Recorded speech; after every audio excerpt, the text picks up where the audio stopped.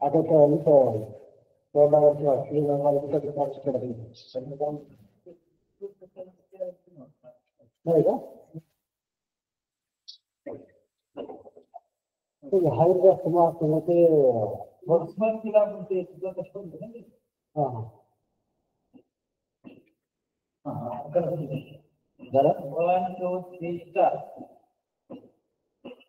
नमस्कार विद्यार्थी मित्रांनो, सर्वांना शुभ प्रभात.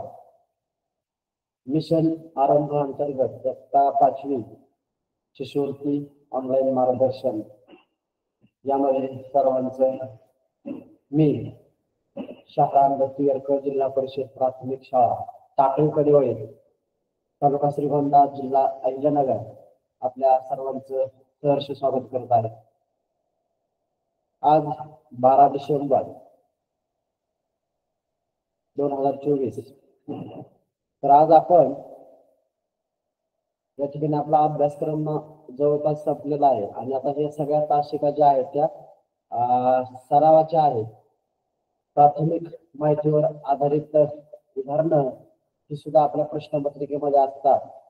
म्हणजे आपल्याला शिष्यवृत्तीसाठी जे सगळे घटक आहेत त्या सर्व घटकांमध्ये जे प्राथमिक माहितीवर आधारित सुद्धा काही सोप्या प्रकारचे प्रश्न प्रश्नपत्रिकेमध्ये असतात. तर या सोप्या प्रकारच्या प्रश्नांच्या तयारीसाठी आपण या ठिकाणी आज काही प्राथमिक माहितीवर आधारित उदाहरणं पाहणार आहोत. तर आजचे जे घटक आहेत माझ्याकडे ते आहेत नफा तोटा, शेकडेवारी आणि सरळ व्याज.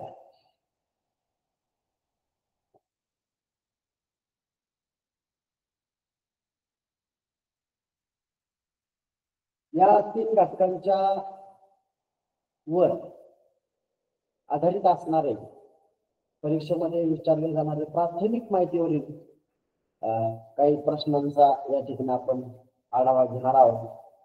तर आपल्याला या ठिकाणी जो पहिला घटक आहे नफा तोटा. नफा आणि तोटा. नफा कधी होतो आणि तोटा कधी होतो या गोष्टी आपल्याला आता ज्ञात झालेल्या आहेत, माहीत झालेल्या आहेत. त्यामुळं नफा आणि तोटा याची जी बेसिक माहिती आहे त्याकडे मी जाणार नाही. आपण आता डायरेक्ट सुरू करणार आहोत. पुन्हा एकदा सांगतो की नफा म्हणजे काय. जेव्हा आपण एखादी वस्तू खरेदी केली आणि ती पुन्हा विकली तर आपल्याला त्यातून जे जास्तीचा फायदा होतो, जो लाभ होतो त्याला म्हणायचं नफा. आणि त्यामध्ये जर नुकसान झालं त्याला म्हणायचं तोटा. असा नफा तोटा या संकल्पनेचा साधा सोपा सरळ आहे. मग या नफा तोटा या विषयावर आधारित या घटकावर आधारित जे काही प्रश्न आपल्या परीक्षेमध्ये विचारले जातात तर कधी कधी ह्या घटकाला जर सोप्या स्वरूपाचा, मध्यम स्वरूपाचा आणि कठीण स्वरूपाचा असे 3 प्रकारचे प्रश्न आपल्या प्रश्नपत्रिकेमध्ये असतात. आणि मग या घटकावर कधी कधी सोप्या प्रकारचे प्रश्न, प्राथमिक माहितीवर आधारित प्रश्न कशा प्रकारे येऊ शकतात ते आपल्याला माहित असतं.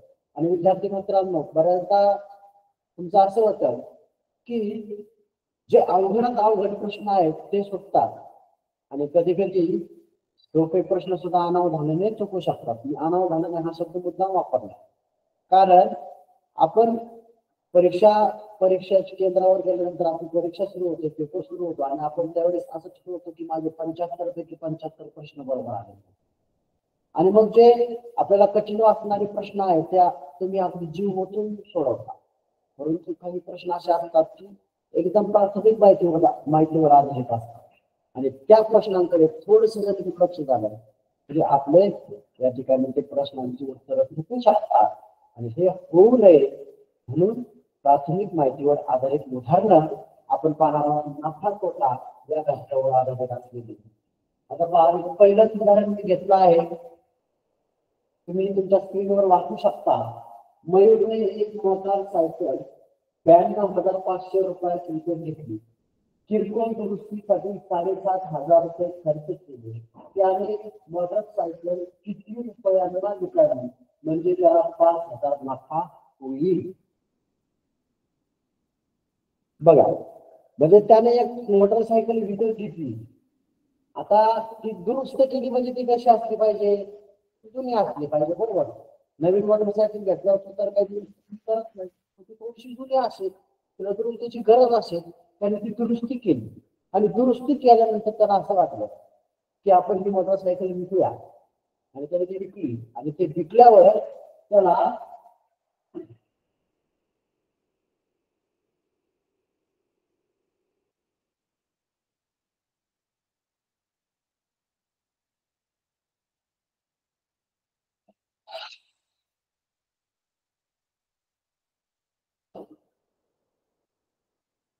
5,000 नफा झाला, बरोबर. हे माहित आहे, या प्रश्नामध्ये नफा झालेला आहे. मग मयूरने मोटरसायकल किती रुपयाला विकत घेतली, त्याची खरेदीची किंमत या ठिकाणी दिलेली आहे 92,500.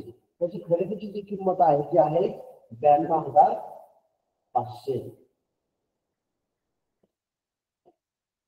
आणि किरकोळ दुरुस्तीसाठी किंवा मोटरसायकलच्या एखाद्या सजावटीसाठी, म्हणजे हे सगळे किरकोळ दुरुस्ती आहे, तर त्या किरकोळ दुरुस्तीसाठी त्याने 7,500 रुपये खर्च केलेला आहे. आता या ठिकाणी 7,500 म्हणजे नेमके किती हे तुम्हाला माहिती असलं पाहिजे. 7,500 म्हणजे आपल्याला हा अपूर्णांक सुद्धा तुम्हाला माहिती असला पाहिजे. 7,500, 7 आणि अर्धा, बरोबर. 7,500, 7,000 आणि अर्धा हजार म्हणजे 7,500 हे या ठिकाणी देता आलं पाहिजे. मग 7,500 रुपये त्याने दुरुस्तीसाठी खर्च केला. मग त्याने खरेदी केलेली रक्कम जी आहे 92,500, त्याच्यामध्ये 7,500 आपल्याला ऍड करावे लागतील, ऍडिशन करावे लागेल, मिळवावे लागतील. आपण ते मिळवूया. 7,500, 7,000 हे आपण मिळवलं, ऍड केलं. तर आपण करून पाहूया. पहा, शून्यामध्ये शून्य मिळवला, 0 इथं पण 0, 5 मध्ये 5 मिळवला 10, 0 एक हातचा आला, 7 2 9 आणि 6 0 पुन्हा एक हातचा आला.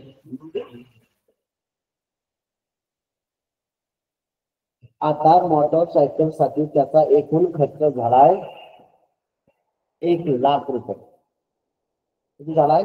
1,00,000 रुपये खर्च झालाय. आणि 1,00,000 रुपये खर्च झालेला आहे आणि ती मोटरसायकल त्याने विकली. आणि मग ते किती रुपयांना विकावी म्हणजे त्याला 5,000 रुपये नफा होईल. किती रुपयांना विकावी. मग आता या 1,00,000 त्याला 5,000 रुपये वाढवून येणार आहेत तर कमी होणार आहेत, तर निश्चितच त्याचे 5,000 वाढणार आहेत. आणि ज्यावेळेस रक्कम वाढणार असते त्यावेळेस आपण शिकलेलो आहोत की आपण त्या ठिकाणी बेरीज करतो, ऍडिशन करतो, म्हणजे आपल्याला मोटरसायकलीच्या एकूण खर्चामध्ये म्हणजे 1,00,000 आपल्याला त्याला जे जास्तीचे 5,000 रुपये मिळणार आहेत, नफा होणार आहे, ते 5,000 रुपये मिळवायचे आहे.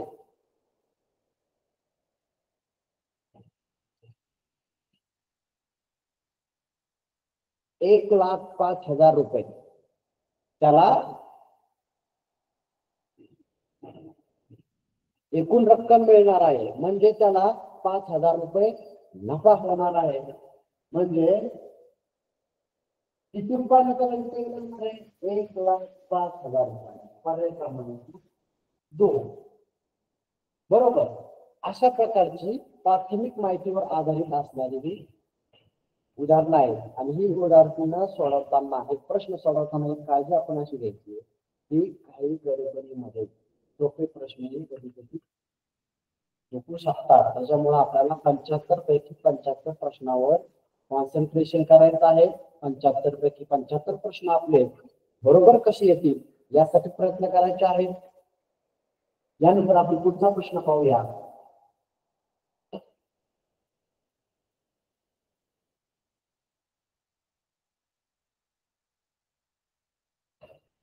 प्रश्न तुमच्या स्क्रीनवर आलेला आहे.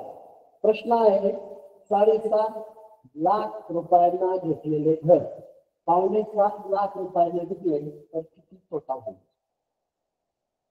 एखाद्या व्यक्तीने 7.5 लाख रुपयांना घर विकत घेतले आणि ते 7.5 लाख रुपयांना विकले म्हणजे किती तोटा होईल?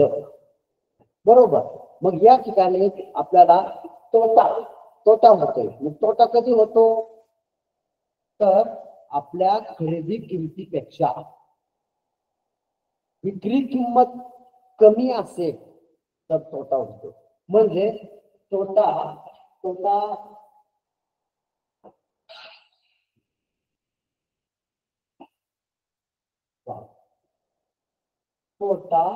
बरोबर खरेदी किंमत वजा विक्री किंमत. आता 7.5 लाख रुपयांना घेतलेले याचा अर्थ खरेदी केलेलं घर, विकत घेतलेलं घर. 7.5 लाख रुपयांना विकलं म्हणजे 7.5 लाख रुपये त्याची विक्री किंमत झाली तर तोटा किती होईल? आता या ठिकाणी हे सूत्र तुमच्या लक्षात असलं पाहिजे.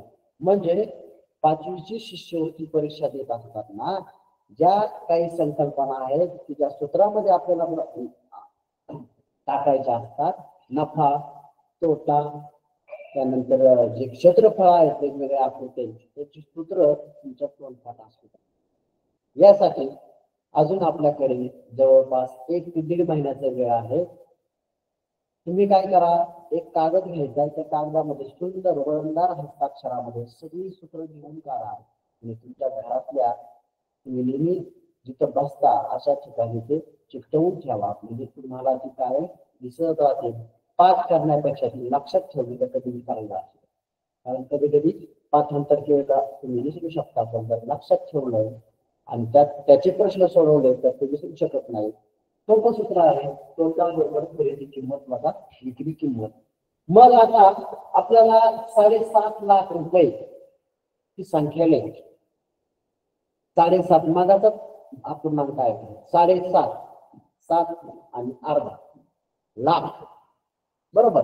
मग 7 लाख आणि अर्धा लाख म्हणजे 50,000 हे तुम्हाला माहिती आहे.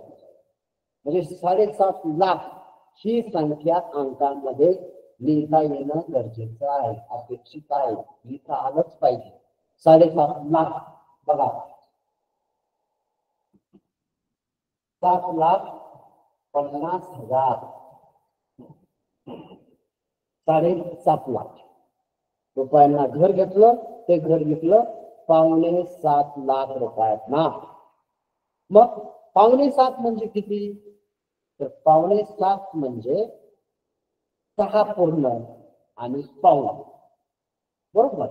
मग 6 पूर्ण म्हणजे 6 लाख आणि पाऊण म्हणजे लाखाचा पाऊण 5 लाख म्हणजे 1 लाखाचा पाऊण 75,000 म्हणजे 6,75,000.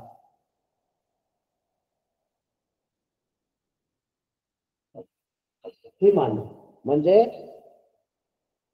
7.5 लाख वजा 5.75 ही मान्य आपण केलेली आहे. आणि मग आता 5.75 ते 7.5 हे बऱ्याच जणांना तुम्हाला तोंडी सुद्धा समजलं असेल, तोंडी सुद्धा करता येईल. म्हणजे 5.75 ते 7.5 पर्यंत जर आपण पुढे गेलो तर त्या ठिकाणी आपल्याला पुन्हा पाऊण मिळतो. म्हणजे म्हणजे तोटा होतोय तो होतोय 75,000 किंवा केले बरोबर. म्हणजे मी या ठिकाणी हे कशासाठी सांगतोय की जी प्रश्न आपण किंवा तुम्ही परीक्षेमध्ये सोडवणार आहे त्यावेळेस तुमचा बेरीज वजाबाकी गुणाकार भागाकार या ज्या मूलभूत क्रिया आहेत यांचा सराव एवढा असला पाहिजे पाहता क्षणी तुम्हाला ती क्रिया समजली पाहिजे आणि मनातल्या मनात ते कॅल्क्युलेशन तुमचं झालं पाहिजे. आणि होत नसेल तर सरळ उजवी मार्गी करून तुम्ही ते सोडू शकता. म्हणजे उत्तर चुकणार नाही, निश्चितपणे ते बरोबर येईल. म्हणून या व्यवहारामध्ये जो तोटा झालाय तो झालाय 75,000 रुपयांचा. पर्याय क्रमांक 4 75,000 रुपये या व्यवहारामध्ये तोटा झाला. म्हणजे नफा कधी होतो तोटा कधी होतो या गोष्टी तुम्हाला आजच्या या तासाच्या अगोदरच लक्षात आलेल्या आहे. आपण सराव घेतोय आणि सराव असा घेतोय की प्राथमिक माहितीवरील आधारित उदाहरणांचा सराव आपला या ठिकाणी आपण घेत आहोत. बरोबर. त्याला पुढचा प्रश्न पाहूया.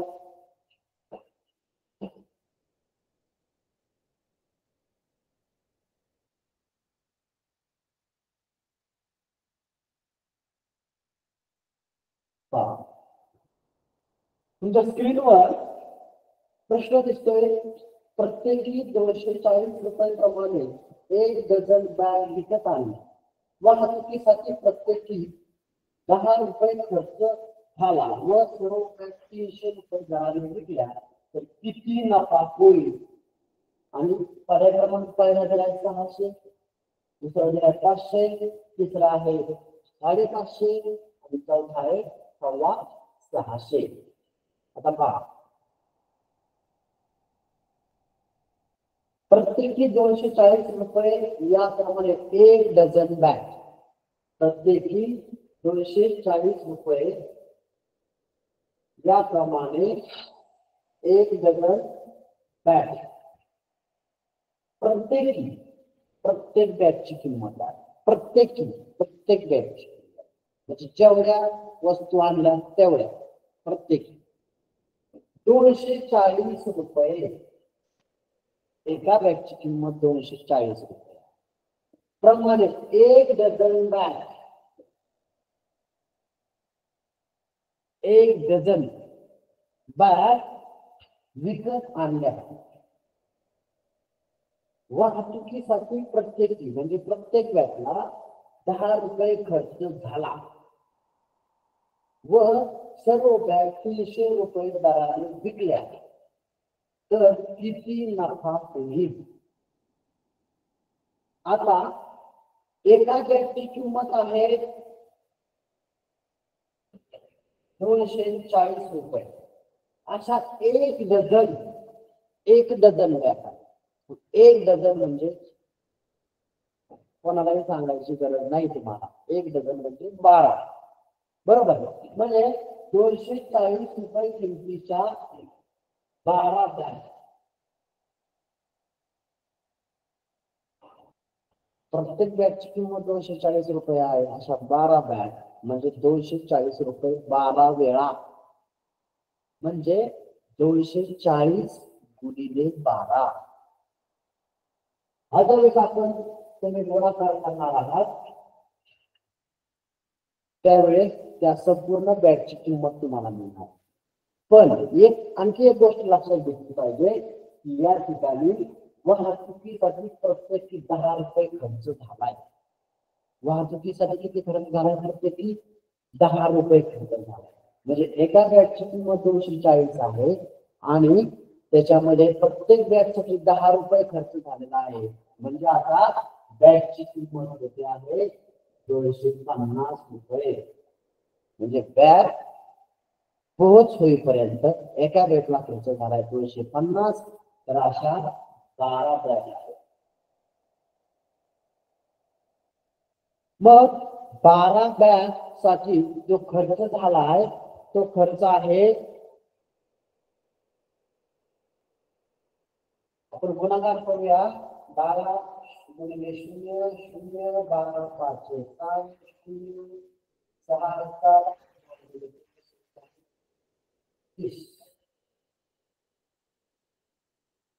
एकूण खर्च झालेला आहे 3000 रुपये. आणि मग सर्व बॅग 300 रुपये दराने विकल्या. सर्व बॅग विकल्या 300 रुपये दराने. विकत आणायचा संपूर्ण खर्च झाला 250 रुपये. म्हणजे एका बॅग मध्ये जो नफा झालेला आहे तो झालेला आहे 50 रुपये नफा झाला. तर 12 बॅग मध्ये किती नफा होतोय?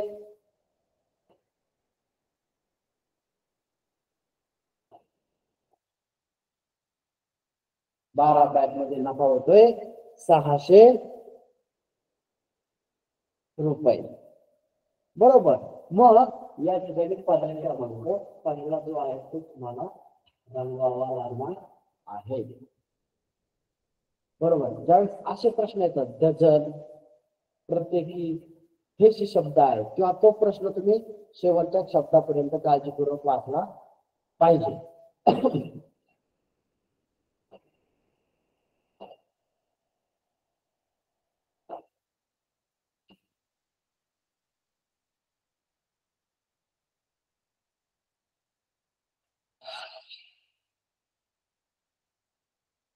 पुढचा प्रश्न तुमच्या स्क्रीनवर आहे.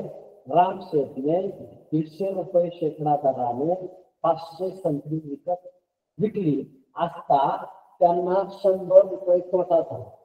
तर राम शेठने संत्री किती रुपयात खरेदी केली?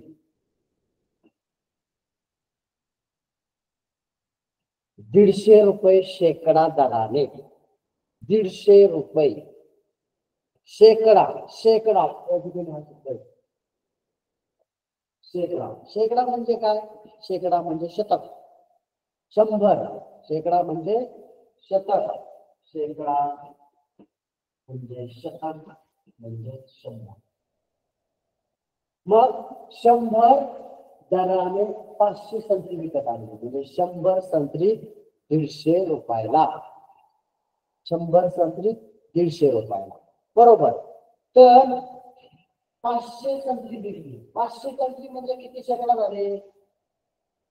500 संत्री म्हणजे 5 शतक. 500 संत्री म्हणजे 5 शतक. मग 150 रुपये दराने 5 शेकडा संत्री विकली. संत्री विकली. 150 रुपये दराने 5 शतक संत्री विकली असता त्यांना 100 रुपये तोटा झाला. 100 रुपये तोटा झाला. म्हणजे आपण विक्री किंमत या ठिकाणी आपल्याला मिळणार आहे शेकडा 150 रुपये दराने 500 संत्री म्हणजे 5 शतक 5 शेकडा संत्री विकलेली आहे 750 रुपये. 750 रुपयाला ती संत्री विकलेली आहे. म्हणजे विक्री किंमत जी आहे ती 750 रुपये आहे. आणि त्यांना 100 रुपये तोटा झालाय. 100 रुपये तोटा झालेला आहे. तर राम शेठने संत्री किती रुपयाला खरेदी केली आहे? खरेदी किंमत या ठिकाणी काढायची आहे. मग खरेदी किंमतीचं सूत्र. खरेदी किंमतीचं सूत्र काय आहे? खरेदी किंमत काढताना जी एकूण विक्री किंमत आहे त्या विक्री किमतीमध्ये तोटा मिळवावा लागेल, है की नाही? खरेदी किंमत बरोबर विक्री किंमत अधिक तोटा. मग आता खरेदी किंमत आपल्याला काढायची आहे. विक्री किंमत दिलेली आहे. विक्री किंमत आहे 750 रुपये आणि 750 रुपयाला विकल्यावर 100 रुपये तोटा झाला आहे. म्हणजे तोटा त्यावेळेस आपल्याला अधिक करायचा आहे आणि मग खरेदी किंमत मिळणार आहे. खरेदी किंमत आहे 850 रुपये. हे 850 रुपये म्हणजे 850 रुपयाला त्यांनी रामशेती खरेदी केली आणि प्रत्येकी 150 रुपये शेकडा दराने विकली. त्यांना मिळाले 750 रुपये म्हणजे तोटा झाला 100 रुपये. म्हणजे खरेदी किंमत आहे 850 रुपये. पर्याय क्रमांक 3 या ठिकाणी बरोबर. आता हे जे उदाहरण आहे ते प्राथमिक पातळीवरचं उदाहरण आहे, बेसिक लेवलचं उदाहरण आहे, बरोबर. आता याच्यामध्ये शेकडा नफा शेकडा तोटा या पद्धतीने सुद्धा अवघड कठीण स्वरूपाचा प्रश्न एखादा विचारला जाऊ शकतो. तेही त्याही प्रश्नांचा तुम्ही उरलेल्या दिवसामध्ये सराव करणं आवश्यक आहे.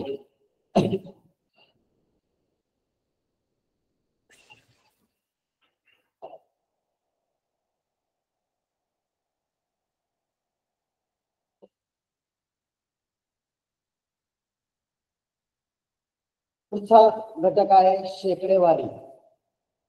या शेकडेवारीमध्ये शेकडा म्हणजे 100.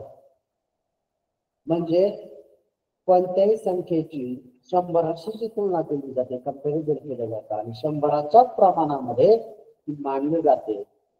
त्याला म्हणायचं शेकडे. साधा सोपा सरळ अर्थ आहे. आणि मग या शेकडेवारीची उदाहरणं सोडवताना 100 ही जी संख्या आहे त्या संख्येच्या संदर्भात सर्व या ठिकाणी प्रश्न विचारले जाऊ शकतात. आता आपण डायरेक्ट प्रश्नाला सुरुवात करणार आहोत. तर आपला या ठिकाणी पहिला प्रश्न जो आहे तो आहे 16/80 चे शेकडेवारी रूपांतर करा. 16/80 चे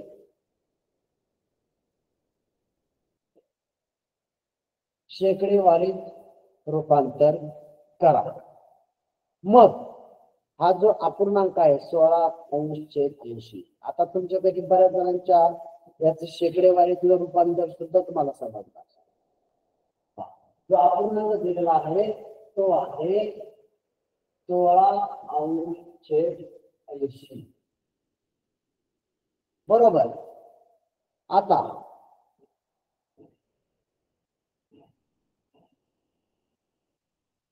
हे मांडायचं कसं पहा.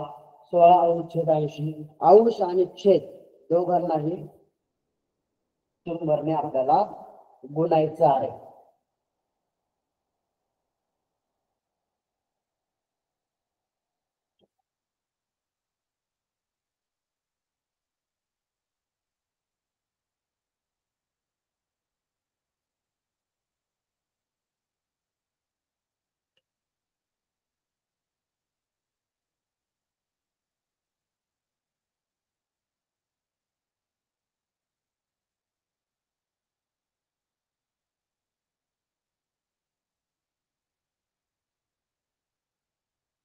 किंवा आपण ह्या 16/80 ला जर एक सोपी पद्धत सांगतो तर अर्थसंकल्प केलं 16/16/16/580 1/5 हा क्रमांक आपल्याला मिळणार आहे.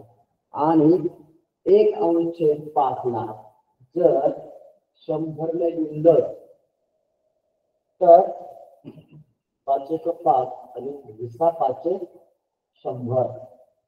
म्हणजे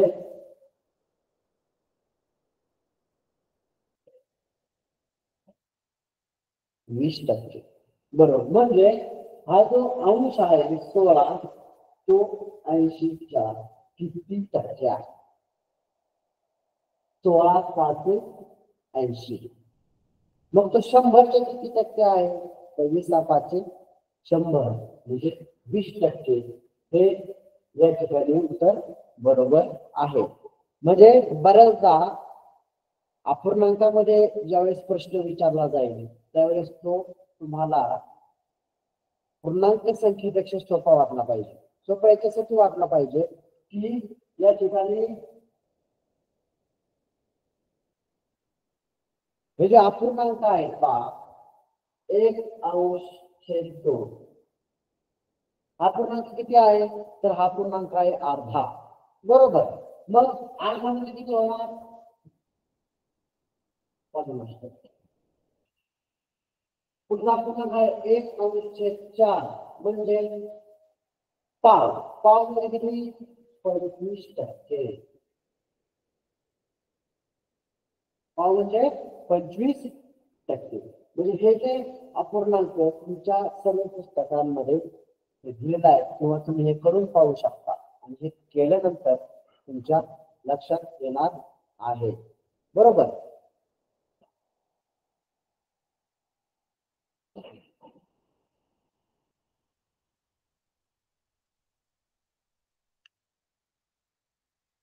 एक गणेश नावाचा मुलगा आहे, त्याच्या संदर्भात प्रश्न आहे.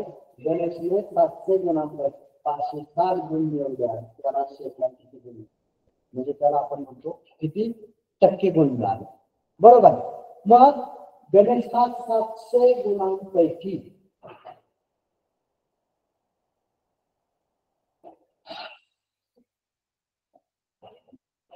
या 700 गुणांपैकी 560 गुण मिळालेले आहेत.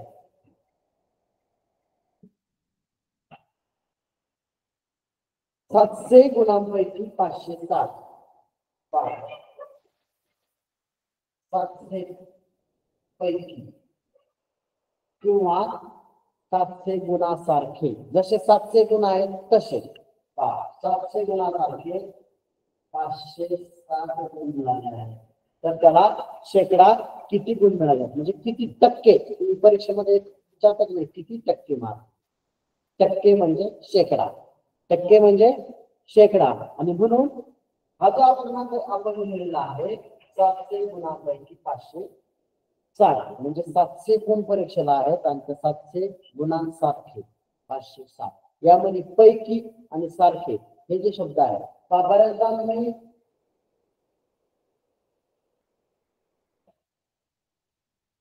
हा पूर्णांक 5/2.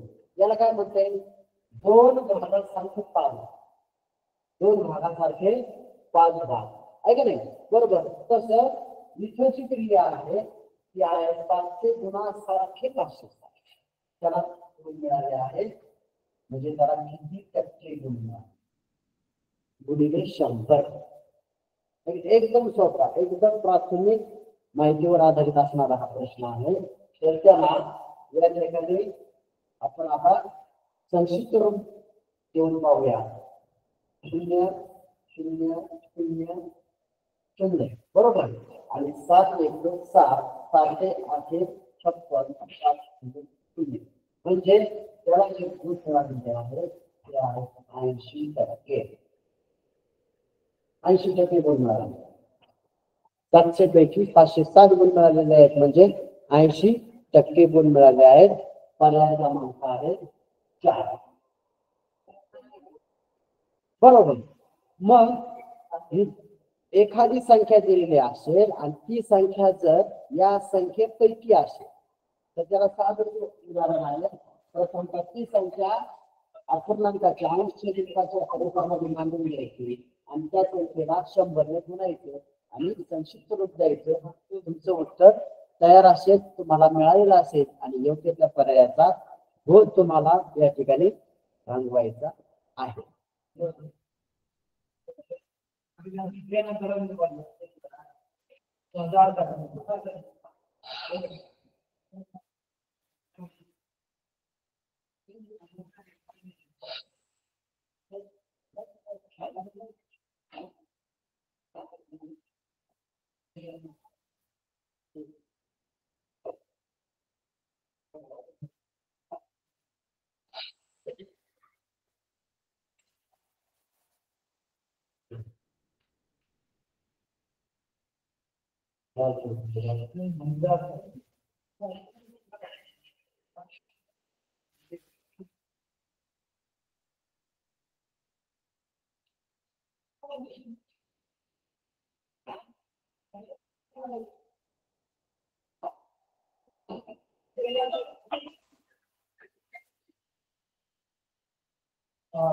पुढचा प्रश्न आहे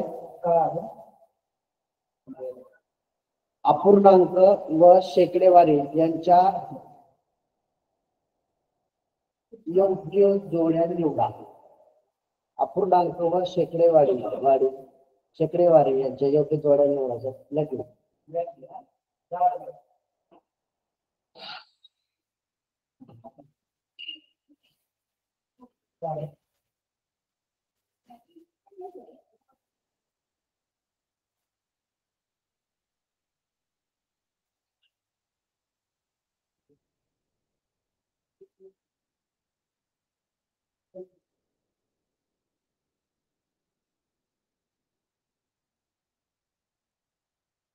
अपूर्णांक आणि शेकडेवारी महाराष्ट्राने सांगितलं होतं त्यांच्या आपल्याला या ठिकाणी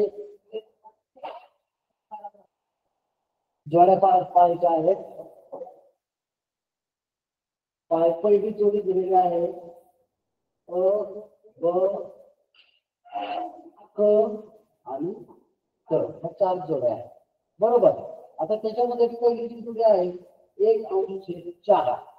या 1/4 ला जर 100 ने लिहिलं 4 × 4 = 25 100 म्हणजे किती आले 25 × 25 25%. पहिली जोडी अयोग्य आहे. जी आहे ती योग्य आहे. बर 1/20 1/20 गुणिले 100. 100 ने का गुणायचं कारण शेकडेवारी ही 100 शेकडा याच्याशी निगडीत आहे.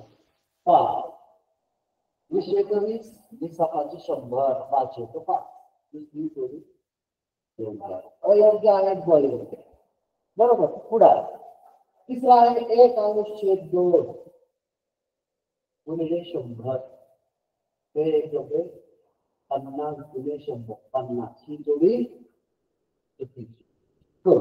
आणि शेवटची जोडी आहे 1/4 गुणिले 100 4 × 4 25 ही सुरुवात. योग्य जोड्या कोणत्या आहेत अ आणि ब. पर्याय क्रमांक 4. आता जे अपूर्णांक या ठिकाणी दिलेले आहेत त्या अपूर्णांकाचं तुम्हाला शेकडेवारीत रूपांतर करता येणं गरजेचं आहे. कोणताही अपूर्णांक जर दिला तरी त्याचं शेकडेवारी करता आलं पाहिजे. म्हणजे काय करायचं त्या अपूर्णांकाला 100 ने गुणायचं आणि संक्षिप्त रूप द्यायचं. बरोबर. ही क्रिया केल्यानंतर तुम्हाला त्या अपूर्णांकापासूनची शेकडेवारी म्हणजे 1/4 आता हा पाव मध्ये 100 चा पाव 25% तोंडली येऊ शकते. हा गुणाकार करायची पण गरज नाही. 1/20 म्हणजे 100 चा 20/100 5% तोंडली. बरोबर. आता 1/2 म्हणजे इथं 50% पाहिजे आणि 1/4 इथं 25% पाहिजे. आता हा जो पर्याय आहे आपला हा पर्याय दोन्ही अ आणि ब जवळपास म्हणजे सारखेच दिलेला आहे. फक्त 25% आहे 20% आहे. बरोबर. म्हणजे हा जो फरक आहे हा तुमच्या लक्षात आला पाहिजे. लक्षपूर्वक तुम्ही त्या ठिकाणी जे कॅल्क्युलेशन करायचे ते तुम्हाला सोडवायचं आहे. शेकडेवारी अपूर्णांकाचं शेकडेवारीत रूपांतर करण्यासाठी जी वेगवेगळी उदाहरणं आहेत प्रश्न आहेत त्या प्रश्नांचा जास्तीत जास्त सराव केला तर अपूर्णांकाचं शेकडेवारीत रूपांतर करणं तुम्हाला अवघड वाटणार नाही. एकदम सोपे अत्यंत प्राथमिक पातळीवर येतो प्रश्न आहे आणि तो प्रश्न तुम्हाला सुटलाच पाहिजे. त्या प्रश्नाचे गुण मिळालेच पाहिजे. पुढचा प्रश्न पाहूया.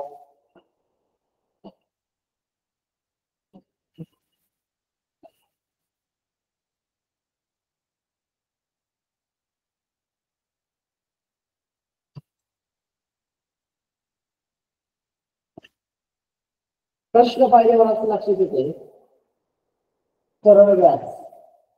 हा जो प्रश्न आहे तो सरळ व्याज बरोबर. मग आता सरळ व्याजाचं सूत्र किंवा व्याज या घटकाशी संबंधित सगळे सूत्र आहेत. कोणकोणते सूत्र आहेत? सरळ व्याज बरोबर म गुणिले द गुणिले क. सरळ व्याज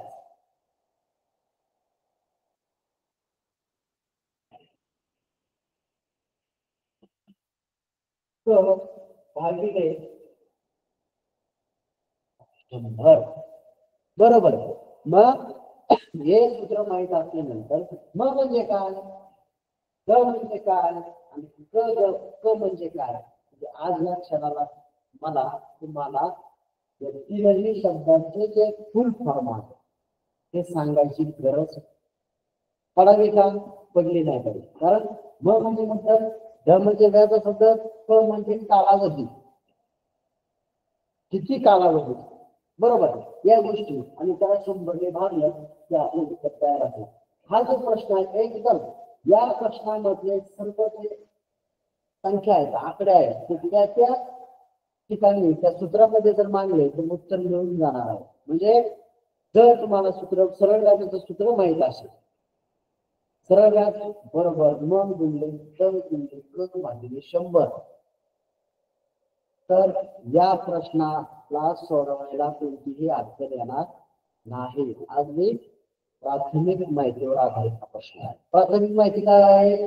दर साल दरसे पाच, दर साल दोनशे, दर दर साल दर साल दर शेकडा, दर म्हणजे प्रत्येक, साल म्हणजे वर्षाला, दर शेकडा प्रत्येक 100 म्हणजे जे व्याज जे असतं बँकेचं व्याज म्हणतो मी, ते बँकेचं व्याज जे असतं दर साल दर शेकडा असतं. म्हणजे 100 रुपयाला पूर्ण 12 महिने वापरण्यासाठी 10 रुपये व्याजामुळे 3000 मुद्दलावर 3 वर्षांचं सरळ व्याज किती होईल.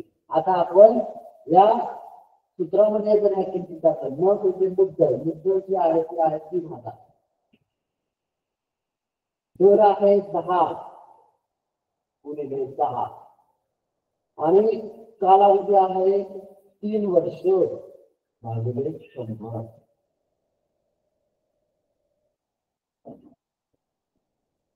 आता आपण याला संक्षिप्त रूप देणार आहोत. आता जो उरलेला आहे ते आहे 30 गुणिले 10 गुणिले 3, 30 आहे 300 आणि गुणिले 300 900.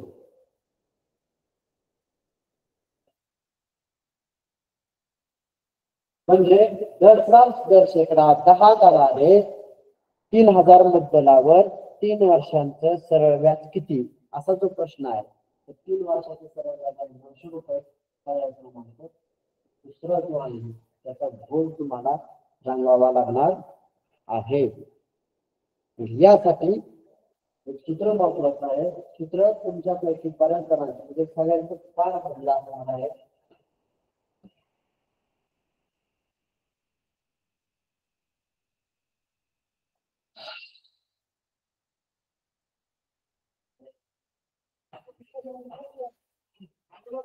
₹1750 3 वर्षात 420 रुपये व्याज मिळाले तर व्याज दर किती असेल?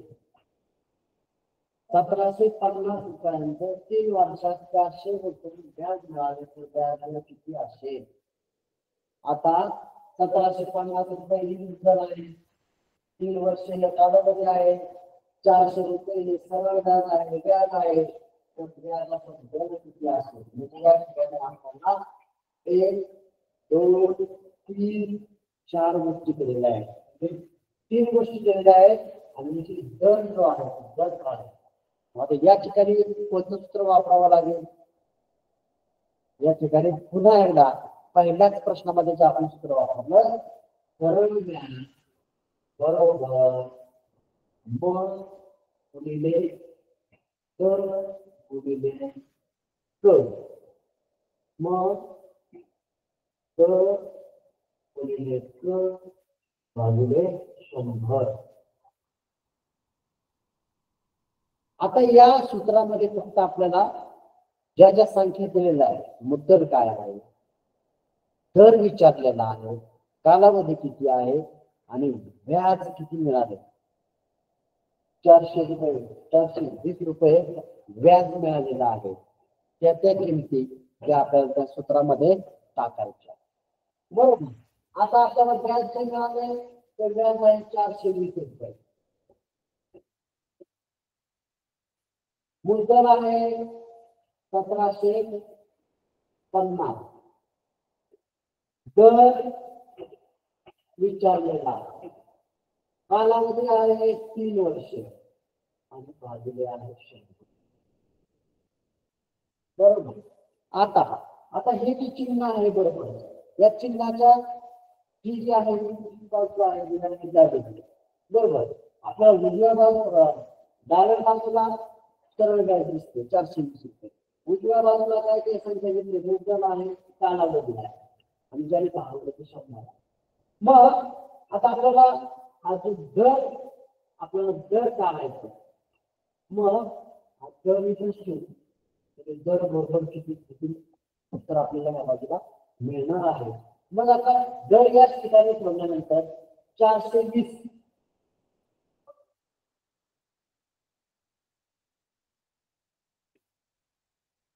हे सरळ आणि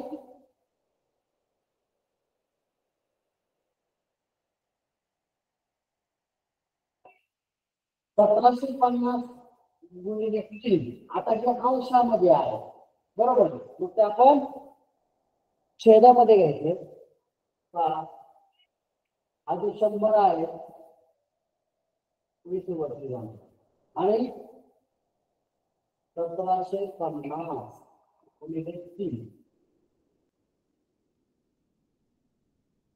आता 420 व्याजाला काय छेद नाही, म्हणजे एक छेद असतो. त्यावेळेस काही छेद नसतो, त्यावेळेस तो एक छेद तिथं ठरलेला आहे. आता आपल्याला अतिसंक्षिप्त रूप दिल्यानंतर अतिसंक्षिप्त रूप आपण देणार आहोत. अतिसंक्षिप्त रूप देताना असताना जे शून्य आहे ते शून्य तर आपण कट करून टाकले. तर या ठिकाणी अतिसंक्षिप्त रूप दिल्यानंतर जो दर आपल्याला नवीन दर मिळणार आहे तो पहा. पुन्हा या ठिकाणी लिहून घेऊया 420 गुणिले 100 भागिले 1750 गुणिले 3. आता अतिसंक्षिप्त रूप देत असताना सगळं सूत्र तुम्ही मांडलंय, सगळ्या संख्या त्यामध्ये लिहिलेल्या आहेत, परंतु इथे जर गडबड झाली तर तुमचं उत्तर तुम्हाला मिळणार नाही, उत्तर चुकू शकतं. यासाठी काळजीपूर्वक अतिसंक्षिप्त रूप द्यायचं आहे. बघा, आपण 0 भागिले 0 गेला. आता 175 गुणिले 3 आहे आणि इकडे 420 आहे, बरोबर. आपण ह्या 3 कडे 420 लागू शकतो. 3 1 3 3 12 140, बरोबर. आता पुन्हा एकदा अतिसंक्षिप्त रूप जर द्यायचं असेल तर पुन्हा 175 आहे, अंशामध्ये 10 आहे, 140 आहे, बरोबर. मग आता याच्यामध्ये 5 ने जर आपण भाग दिला तर 5 गुणिले 10 5 त्रिक 15 2 गुणिले 5 5 25 35 आणि आपण 35 ने 35 चौक 140 म्हणजे 4 आणि 2 4 गुणिले 2 बरोबर 8. म्हणजे व्याजाचा दर असेल 8%. 8% व्याज, बरोबर.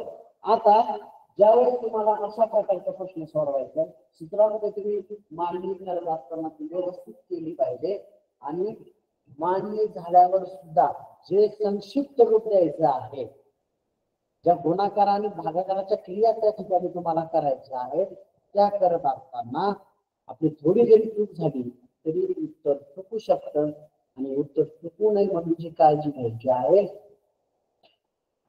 याच पद्धतीची आहे. म्हणजे अतिसंक्षिप्त रूप हा जो एक महत्वाचा भाग आहे. म्हणजे या प्रश्नाव्यतिरिक्त अतिसंक्षिप्त रूप द्या असा एक स्वतंत्र स्वरूपाचा प्रश्न पत्रिकेमध्ये असू शकतो, येऊ शकतो, येत असतो. म्हणून अतिसंक्षिप्त रूप देणं हा जो भाग आहे या भागाचा सुद्धा सराव तुम्हाला असणे गरजेचं आहे. कारण अशा प्रकारच्या प्रत्येक प्रश्नामध्ये जिथं भागाकार गुणाकार यांचा संबंध येणार आहे त्या प्रत्येक प्रश्नामध्ये अतिसंक्षिप्त रूप देता येणं गरजेचं आहे. अतिसंक्षिप्त रूप देण्यासाठी काय असलं पाहिजे? अतिसंक्षिप्त रूप देण्यासाठी पाढे सगळ्यात महत्वाचे. पाढे आले पाहिजे म्हणजे पाढे तुमच्या लक्षात असले पाहिजे. पाठ असणे ठेवून पाढा लक्षात असला पाहिजे. आणि पाढा लक्षात कधी राहतो? ज्यावेळेस तुम्ही स्वतः तो पाढा तयार करता. स्वतः पाढा तयार केल्यानंतर तो लक्षात राहतो. बरोबर. म्हणून अतिसंक्षिप्त रूप देण्यासाठी पाढा पाठांतर असणं, पाढा लक्षात असणं हे खूप गरजेचं आहे. हे असेल तुमच्याकडे, तुम्हाला जर ते जमत असेल तर अशा प्रकारचे अतिसंक्षिप्त रूप द्या किंवा नफा तोटा सरळ व्याज शेकडा नफा शेकडा तोटा म्हणजे जिथं जिथं भागाकार आणि गुणाकारांचा संबंध येतो त्या घटकावर आधारित सगळे प्रश्न तुम्ही यशस्वीपणे सोडवू शकता आणि परीक्षेमध्ये भरपूर मार्क मिळवू शकता. बरोबर. आणि म्हणून पाढे पाठांतर असणं, पाढे तुमच्या लक्षात असणं खूप गरजेचं आहे. कोणताही हिशोब पटकन काही सेकंदामध्ये काही क्षणामध्ये तुम्हाला आला पाहिजे यासाठी पाढे बेरजा वजाबाकी चारही क्रिया बेरीज वजाबाकी गुणाकार भागाकार या चारही क्रिया आल्या पाहिजे. बरोबर. त्यासाठी तुमचा जास्तीत जास्त सराव असला पाहिजे. जो उरलेले 1-1.5 महिना 1-1.5 महिन्यामध्ये आता तुम्ही फक्त प्रश्नपत्रिका सोडवणार आहात, प्रश्नपत्रिकांचा सराव करणार आहात, वेळ लावून 1.5 तासाचा वेळ लावून 75 प्रश्न सोडवणार आहात. बरोबर.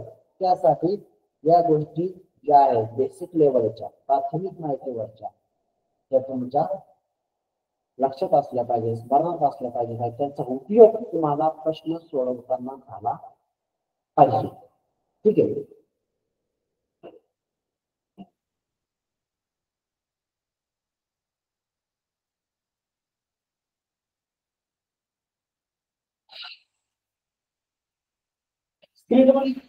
दर साल दर शेकडा 3 वर्षाचे रास किती? रास या ठिकाणी विचारलेली आहे. मग रास काढण्याचं जे सूत्र आहे ते माहिती असलं पाहिजे. रास म्हणजे काय? तर मुद्दल आणि व्याज एकत्र केला रास मिळते. परंतु त्या ठिकाणी जर मुद्दल माहिती आहे व्याज माहिती नाही. मग अगोदर या प्रश्नामध्ये आपल्याला दोनदा सूत्र वापरावं लागणार आहे. पहिलं सूत्र सरळ व्याजाचं वापरणार आहे, त्याच्यामधून व्याज मिळणार आहे आणि नंतर रास काढण्यासाठी रास बरोबर मुद्दल अधिक व्याज हे सूत्र वापरावं. बरोबर. मग आता या ठिकाणी दर साल दर शेकडा 12 दराने 3,000 रुपये मुद्दलाची 3 वर्षाची रास किती होईल असं या ठिकाणी विचारलेलं आहे. मग सरळ व्याजाचे जे सूत्र आहे सरळ व्याज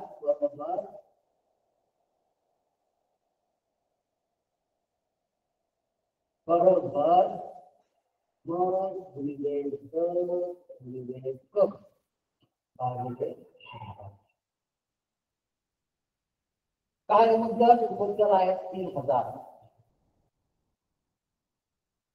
तर 12 कालावधी आहे 3 वर्ष आणि भागिले. आता याला संक्षिप्त स्वरूप द्यायचं असताना संक्षिप्त स्वरूप द्यायचे का आपण 0 भागिले 0 0 भागिले 0. आता इथं 30 90 आणि 90 म्हणजे 12 12 0 0 12 9 110.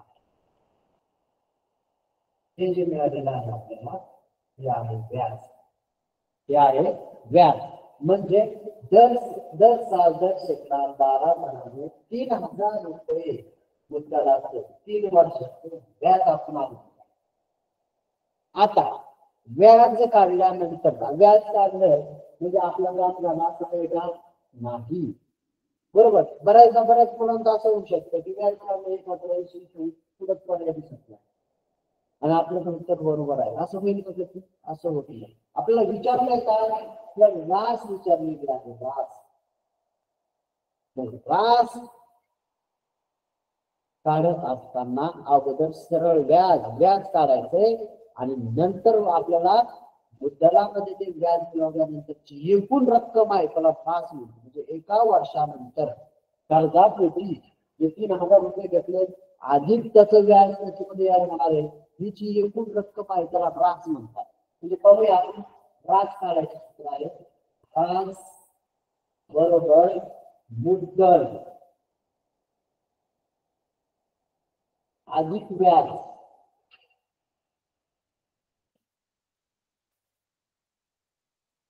मुद्दल आहे. मुद्दल किती दिलेले आहे 3,000 रुपये. मुद्दल आहे 3,000 रुपये. आता व्याज किती आलेले आहे 1,080 रुपये. यांची जर बेरीज केली 3,000 आणि 1,000 आता बेरीज करायला मागून पैसे का नाही.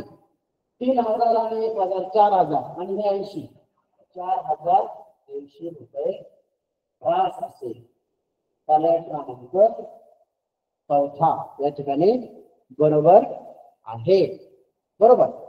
म्हणजे आपण आज सरळ व्याज शेकडेवारी नफा तोटा याची प्राथमिक माहितीवर आधारित उदाहरण आहे. ते प्रश्न आहे ते आपण थोडे प्रश्न या ठिकाणी घेतलेले आहेत.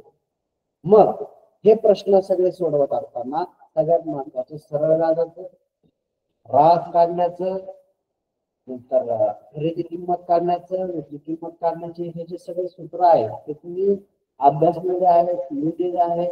बऱ्याच जणांनी पाठांतर पण केलेले असतील फक्त त्या सूत्रांचा तुम्हाला याचा वापर करता आला आहे. बरोबर.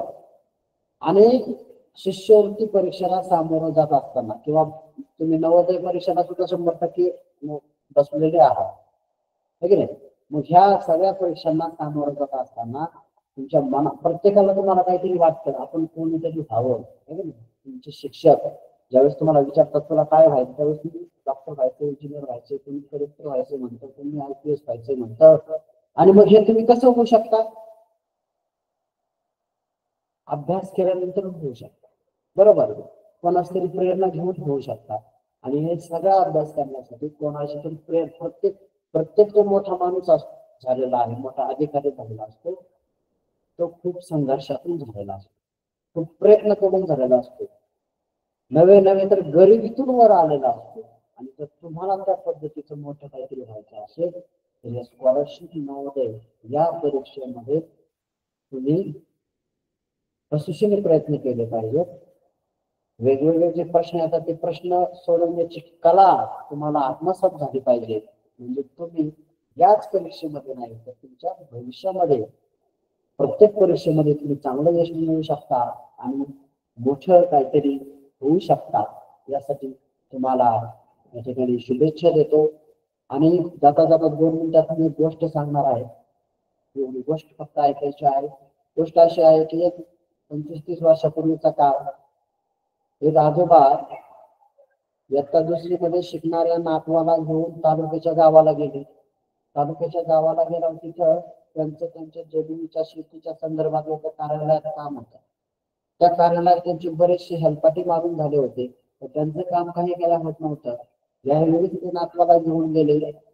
नातू सोबत होता आणि यावेळेस त्यांना अपेक्षा होती की आता आज माझं काम होईल ते साहेब माझं ऐकतील माझ्या कामावर सही करतील आणि मला आनंद होईल म्हणून ते नातवाला बरोबर घेऊन गेलेले कार्यालयात त्या ठिकाणी पोहोचले. आणि तिथून त्यांना त्यांचं काम होणार नाही असं समजलं. समोरच्या काम करणाऱ्या व्यक्तीने बाबा तुम्ही पुन्हा येऊ नका तुमचं काम होऊ शकत नाही तुम्ही हेलपाटे मारू नका. आणि बाबाच्या समोर अनेक लोकांची कामं होत होती. बाबा मात्र पाहत होते. बाबा एवढंच म्हणाले. बाबांनी त्या नातवाच्या पाठीवर हात ठेवला आणि म्हणले साहेब जाऊ द्या मला काम नको नाही झालं तरी चालेल. माझं हा नातू जेव्हा मामलेदार होईल तेव्हा मी बघून घेईल. आणि बाहेर आलो त्या नातवाने विचारलं, बाबा मामलेदार म्हणजे काय? तर बाबांनी सांगितलं, ते जे साहेब होते ना, तर साहेबांच्या मोठा साहेब. लहान मुलाने त्या दुसरी शिकणाऱ्या मुलांनी तेव्हाच ठरवलं, माझ्या बाबासाठी माझ्या आजोबासाठी मला मोठा अधिकारी व्हायचं, साहेब व्हायचं. पोरगा अभ्यासाला लागलं, इतका अभ्यास केला आणि एक दिवस मोठा अधिकारी झाला. बरोबर. म्हणजे त्या मुलाच्या कानामध्ये त्या बाबांनी सांगितले, आजोबाचे शब्द घुमत होते की माझा हा नातू मोठा साहेब होईल तेव्हा मी माझं काम करीन, मी परत तुमच्या दारात येणार नाही. थोड्याच दिवसामध्ये त्या मुलाने ती गोष्ट खरी करून दाखवली. तो मुलगा साहेब झाला. तुम्हालाही जर असा साहेब व्हायचा असेल तर तुम्ही प्रयत्न केला पाहिजे, खूप अभ्यास केला पाहिजे. आणि येत्या 1-1.5 महिन्यामध्ये होणाऱ्या परीक्षेसाठी अभ्यासासाठी तुम्हाला खूप साऱ्या शुभेच्छा.